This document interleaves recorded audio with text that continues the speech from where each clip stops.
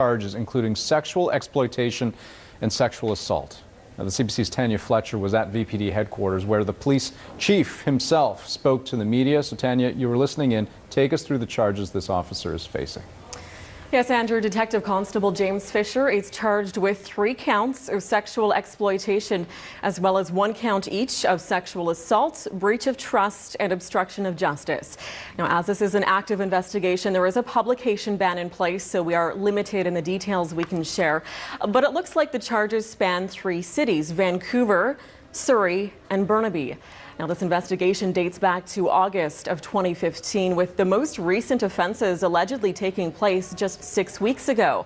Information first surfaced last March from another police officer, at which point the Office of the Police Complaints Commissioner was notified, along with Special Crown Counsel. The investigation involves 2 victims. We know one was a juvenile and the other was an adult. It's not known at this point if there are any other victims in the case, Andrew. Tanya, tell me, what else do we know about Constable Fisher? Well, Fisher had 29 years experience and even received special recognition for his work on a sexual exploitation investigation just last year. He was working with the VPD's Child Exploitation Unit right up until yesterday when he was arrested. He's now been suspended from duty. This is a very high-profile and experienced officer. He's appeared in the media before, even spoke with CBC when he was the lead investigator in a high-profile case, the Reza Moazzami human trafficking case, you may recall. He also worked with the VPD's gang unit and was involved in a major investigation into one of China's most wanted fugitives. So these allegations against him are indeed very serious and has shaken the departments, with the police chief himself calling this, quote, very troubling news. As you know, it is rare for a VPD officer to be charged with offences such as these, and it is not reflective of the other members of our police department.